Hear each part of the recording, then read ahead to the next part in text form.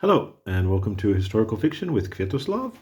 I've been reviewing my Alfred Duggan series in kind of chronological order, at least chronological according to the time period in which the novels took place.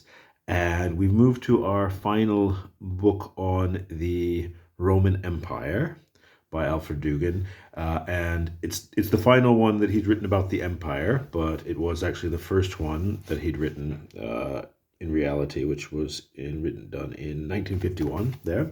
So one of his very early books there, and his first kind of take on the transition between the Roman Empire into kind of Celtic Britain there.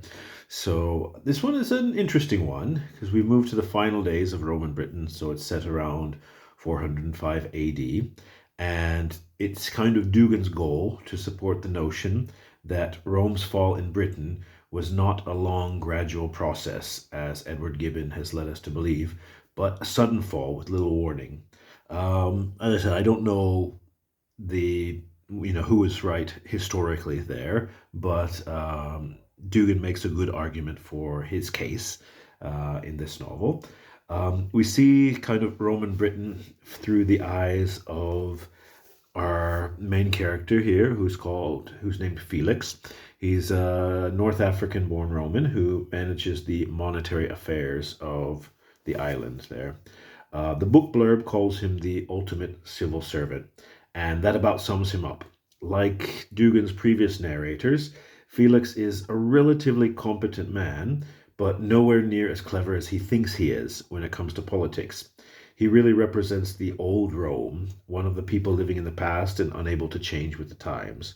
He finds himself outmaneuvered by his father-in-law and his clever wife, who he clearly underestimates due to her gender. Um, for whatever reason, I find this kind of the weakest of the Roman novels. Perhaps the pace is a bit too slow, and just when things start to get interesting, the novel finishes.